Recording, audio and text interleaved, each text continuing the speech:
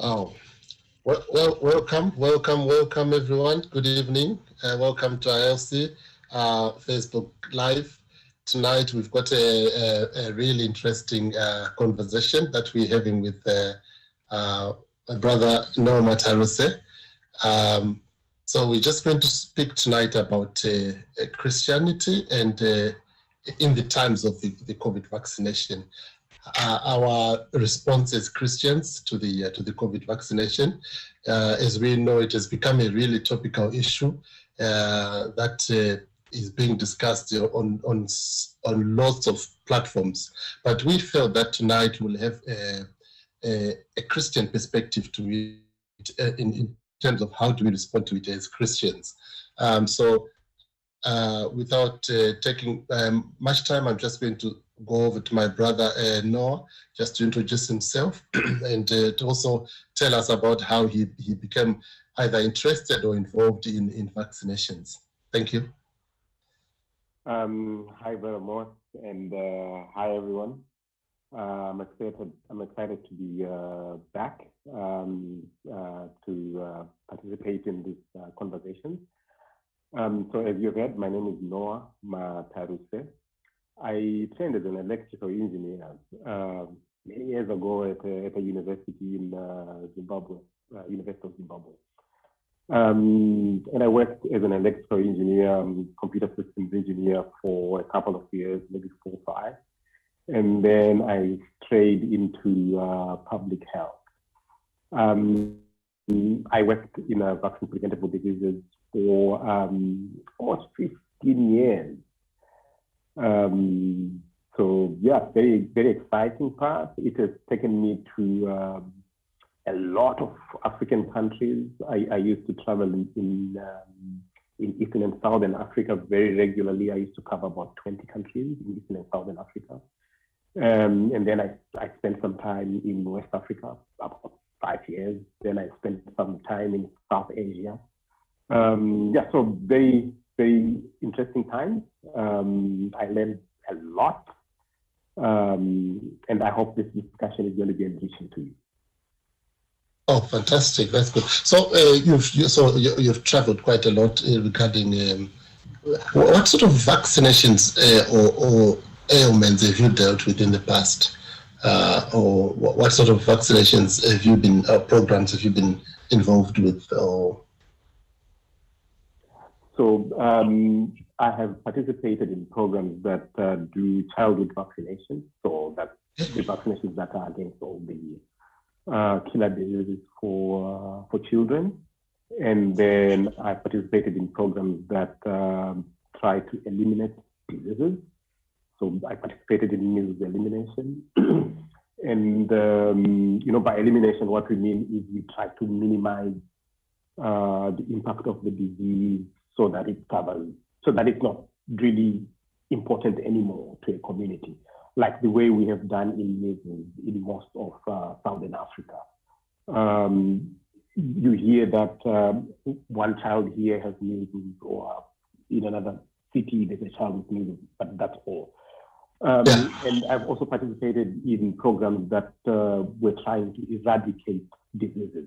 So to eradicate a disease means to completely remove it from the face of the earth. I've worked in the polio program for about 8 years. So trying to eradicate the disease from the face of the earth. Currently, the disease is largely finished in most of the world. There are 2 countries that remain with wild polio virus in the world, and that is Afghanistan and Pakistan. Otherwise, all the other countries in the world, they don't have wild polio viruses anymore. So yeah, it's a success for the human race. We are hoping that in the next 3 to 5 years, polio will be finished from the face of the earth. It was a very bad disease, causing children to grow up crippled.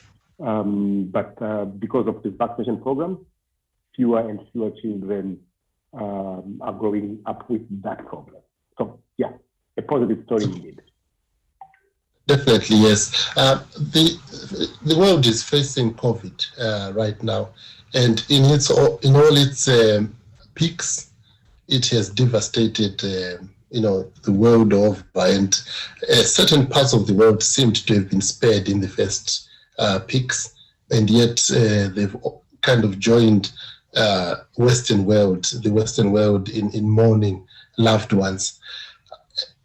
As Christians, from a Christian perspective, it's difficult to comprehend where God is in all this. What would your perspective be? From a Christian perspective, where do we sit in terms of the grand scheme of things, with all the loss we're facing and the devastation and the pain? I think, Brother Moss, that's a very difficult point to deal with, because in the past few years we have seen the rise of pastors who say that when you're sick, it means you are out of step with the will of God. You have sinned, or somebody in your family has sinned, or somebody in your lineage did some bad things. I think one of the most important things that Christians have to internalize is that being sick does not mean you have displeased God in any way. Where do we get that from? When you read John chapter 11, the story of Lazarus and his sisters, when word was sent to Jesus that Lazarus was sick, the sisters said in their message, please tell the Lord that the one whom he loves is sick. So Jesus was not displeased with Lazarus. Lazarus got sick. Yes. Despite the fact that Jesus loved Lazarus, Lazarus got sick. So I would like us as Christians, first of all, to disabuse ourselves of this thinking that when you get sick, it is because God is displeased with you. It is not that. There are many reasons why people get sick, and the fact that God is displeased with you is not always the reason. So we should, as long as we are Christians and we're understanding with God, we should disabuse ourselves of that thinking, that when we are sick, it is because God is unhappy with us. I think that's the first and most important thing that we must remember as Christians. So if you get COVID, or if your loved ones get COVID, it is not because God is displeased with you. It's not so. No, thank you so much for that. And just as a follow-up to that, I want to discuss about the vaccination program. Again, coming back to this. So we have got, the world has now developed and received a few vaccinations for COVID. One of the most topical issues right now is the vaccine hesitancy. So where people are saying, yes, I've heard the vaccine is there, but it's not for me. Yes, I've heard the vaccination is there, but as a Christian, where do I sit in terms of, do I run and get the vaccine, or should we look elsewhere, for our hope? I've heard someone quote Psalm 121 recently that I'll look up to the hills. Where does my help come from? My help comes not from the COVID vaccine, but from Jehovah, maker of heaven and earth. Where do we sit regarding that as Christians? So there are many things that we do to keep away disease. One of the things that we do is to eat right. You don't look to the hills. You eat right so that you stay healthy. Okay. I think that's an important point for us to put out there. Okay. So if you want to have a healthy body, eat right. If you smoke, you are an alcoholic, you're abusing your body, you will get sick. No matter how many hills you look to, he will get sick. So I think we have, first of all, to understand that from biblical times, there were things that people were doing when there was disease within a community. Yes. So, for example, quarantine was a common activity in the Old Testament. If you were leprous, you had to be quarantined until you were proven to be clean. So, as Christians, do we then refuse vaccines and we say we look to the hills? I think that's also a misinformed way of looking at the world. I'll go back to the polio story that I told you earlier, that the only two countries in the world that remain with wild polio virus are Afghanistan and Pakistan. And I had a chance to do some work in South Asia, so in that region. And the main reason that that we haven't finished polio in that part of the world is that there is vaccine hesitancy that is driven by religious sentiment. Okay. And then, of course, you have conflict that has been going on in that place for a while. But this vaccine hesitancy is quite big in those areas. And the reasons that you hear are religious, quasi-religious, and some people say they're trying to control our population, they're trying to make our youth corrupt, it's against our religion, all sorts of ideas. What I learned working in those areas is that religious leaders are very powerful in forming opinions out there. Yes. So when religious leaders speak, people listen because we trust our religious leaders. We want to trust our religious leaders. We want to trust that they're telling us what is true and what is right. So it is incumbent upon the religious leaders that before they make pronouncements about things that they don't fully understand, they should seek out professionals and talk to them and understand. So this also was our approach when I was working in these areas. We would seek out professionals who belong to these religions and would say, go and talk to your religious leaders. Give them all the information so that when they're talking to the congregants, they pass the right information. So the problem that we see here is that, particularly with what is happening now, religious leaders have quickly taken positions and they're speaking mainly from positions that are uninformed. And it will cause, say, go and talk to your religious. This is what is happening in Pakistan. Give them all the information so that when people are suffering the polio, because some religious leaders are saying it's not right to take the vaccine. Everywhere else in the world, the vaccine is done. I mean, the wild polio virus is done, finished. Yeah, but say, I think sometimes we have to also go back in history. Yeah.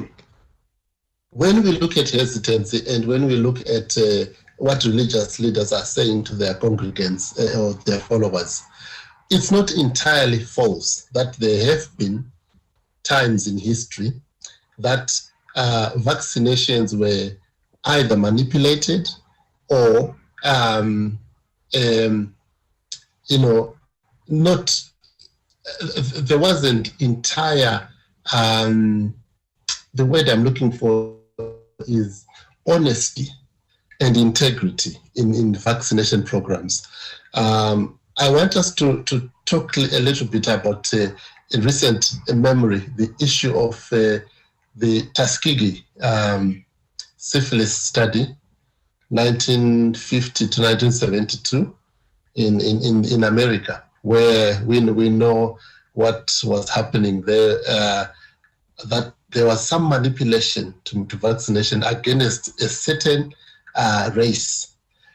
And talk has happened recently, among people, and anecdotes that they want to use us as mice, experiment mice. They want to use us as, to test these drugs. So let's not take them. And talks like these are happening. It would have been unfortunate if there was no historical basis to some of these assertions. But unfortunately, we've seen it in recent memory. So what is the situation? Let's maybe talk about a little bit about the Tuskegee experiment, because it has been quoted recently. Yeah, and the medical field has quite a few examples of incidences like that. Okay. So the Tuskegee study is one such example. From about 1932 to about 1972 thereabouts. Mm-hmm. So to those that don't know about this, what actually happened was that there was an attempt to study how syphilis naturally develops, whether when it starts, it ends by itself or somebody dies. So they went to Tuskegee, and Tuskegee is a place in the US, and they enrolled initially about 600 black men, and about 400 of those had syphilis, and about 200 didn't have syphilis. So these were the initial people enrolled. They enrolled many more over the years, and what they would say to them is that you have bad blood, and we would like to treat you for bad blood. We can monitor you, and we can give you treatment over the years, and we will, if you die, we will support your burial or something like that. So, and at that time when they started, there was no treatment for syphilis. They really wanted to know, right? But then in 1947, penicillin was discovered, and it was widely used to treat syphilis. Yes. People who were enrolled in the Tuskegee study were never given treatment. Yeah, treatment was withheld. Yeah, treatment was withheld from them, and they kept saying to them, "You have bad blood," and a lot of them died in the process. But when it was eventually reviewed, the studies were stopped, and the government paid, I think, some compensation up to about $10 million at that time. And then there was a promise to look after the people and all their medical bills until they died. So that's one example. It's a very bad episode in medical history. There's another one even. They used to call it, now they call it the Mississippi appendectomy. So what used to happen is, if you were a woman, you went for a regular checkup, they would say, "Oh, there's something wrong with you," and then they open you up, and then they tie your fallopian tubes so that you cannot have children. And this happened even up to as late as 1980. So this of course was very bad.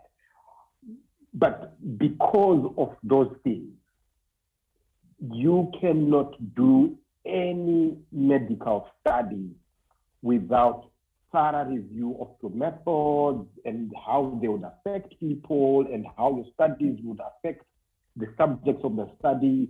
So there is a very strong ethical component to all studies that are done, all medical studies that are done.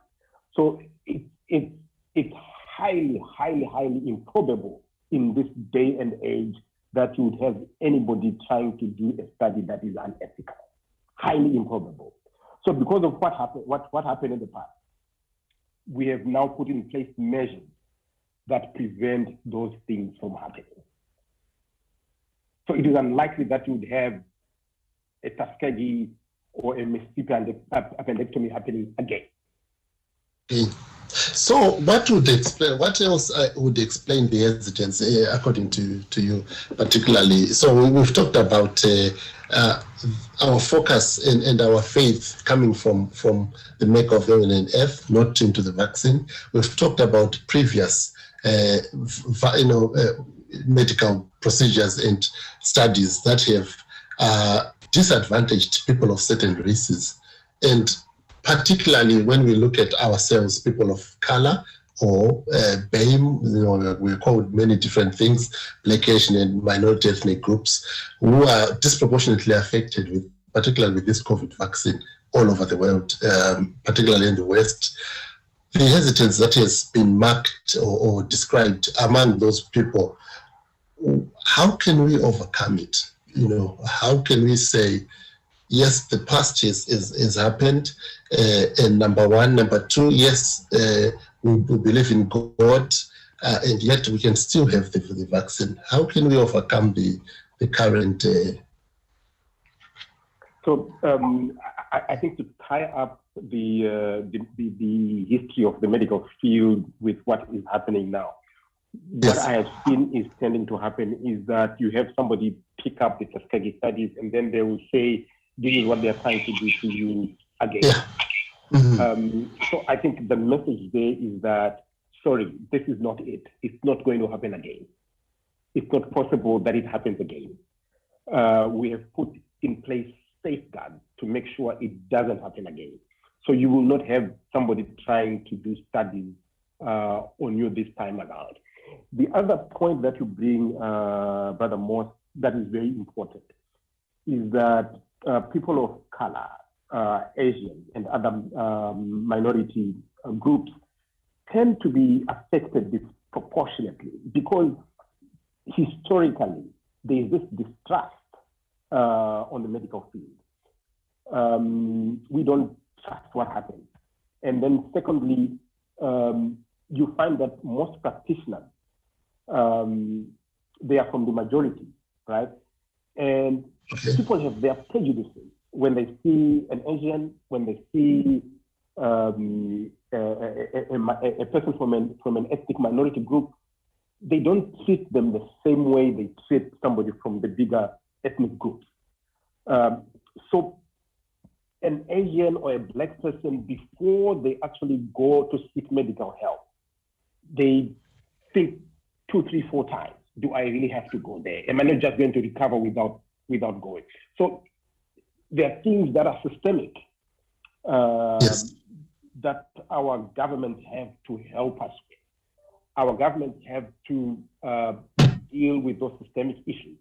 But secondly, our own people that are in authority, our religious leaders, our people that have high moral ground, they should encourage our Black people, our Asian community to patronize these health services. And particularly, we are the hardest hit because we don't trust the health facilities, because we don't trust the health workers, because we don't trust the medical field. So it is imperative, if you have a voice that people listen to, you need to encourage people to go and attend to their own health. If you're offered a vaccine, you should accept it. There is nothing wrong with accepting the vaccine.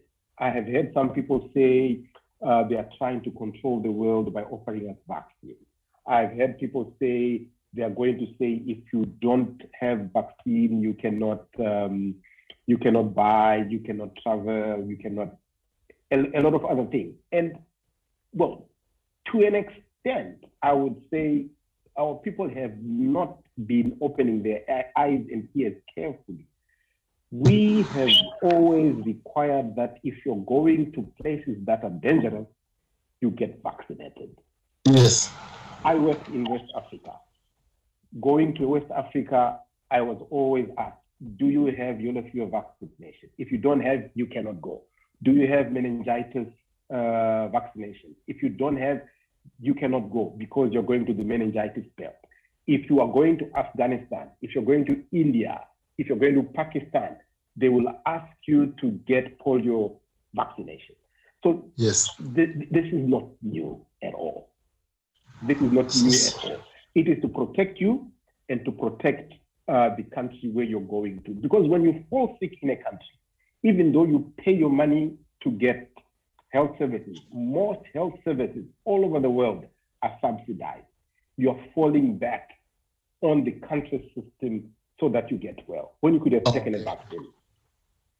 Yes, thank you so much. You've covered one of my questions really regarding people are saying, so does it mean if I don't get vaccinated, I'm not going to be able to travel? I think you've answered that one. So no, thank you so much. Do you have any other words? Do we have any other word of advice regarding our stance as Christians? What do we say to our congregation? So if I was a church leader, what would you say I should say to the congregation? I think the most important thing that a leader can do for his people or for her people is to get informed. In most of our churches, we have nurses, we have doctors. Let's ask them. Let's talk to them. If they don't have information, let's ask them to get information for us, so that when we speak, we are speaking from a position of knowledge.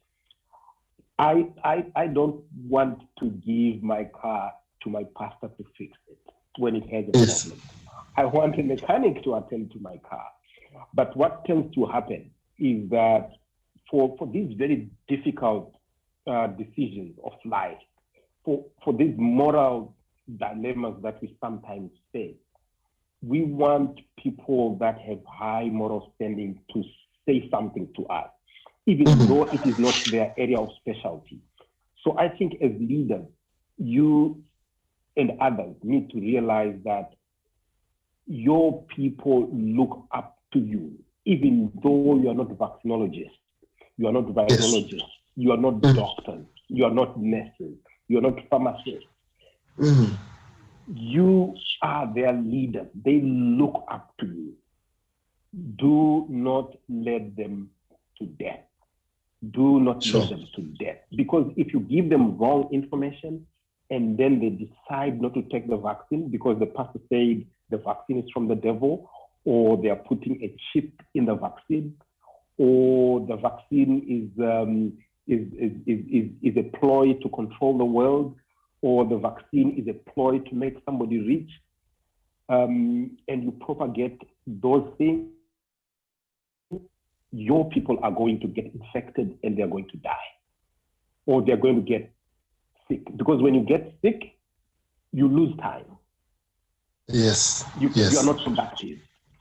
You can't be a part of the workforce. So it's not good.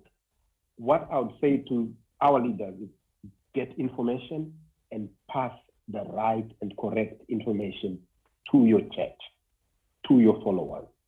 Don't listen to conspiracies that are floating all over the place. And just finally, could you just say a few words about what one of the greatest concerns is the issue of reactions to the vaccines, so negative reactions, sensitivities, and vaccine to the vaccinations. So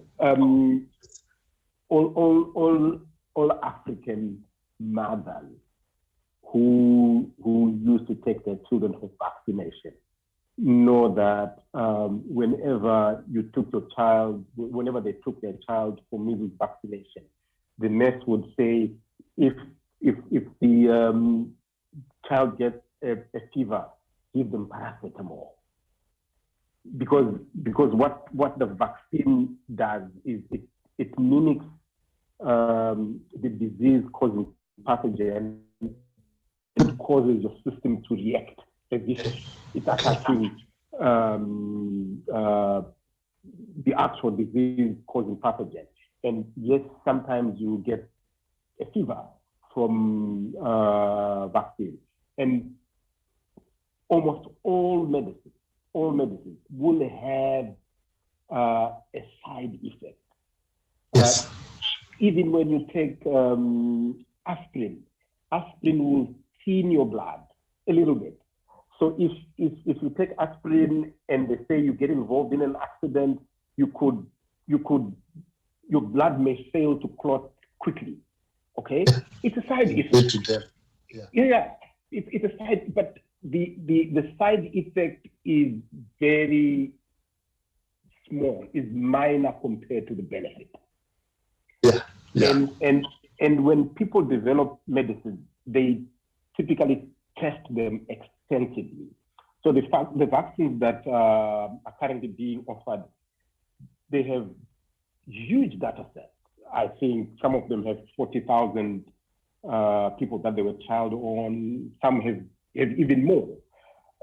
What most people tried to avoid doing is to test these vaccines on pregnant women and small kids, because those people are usually at greater risk from medicines in any case.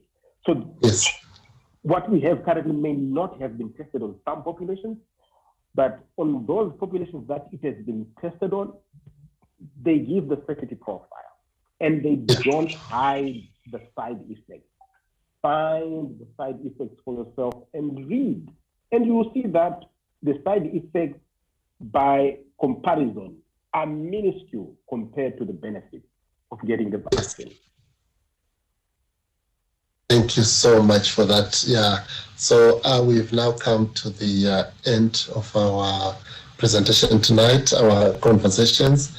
We've been talking to my dear brother Noah Mataruse, who has highlighted and shed some light on the issue of vaccination hesitancy, talked a bit about the history of vaccinations, the problems in medical terms where the mistrust might have arisen from, and where we're going with this vaccination, and how probably safe and safer than it's being propagated by other media. So thank you so much for your time, sir.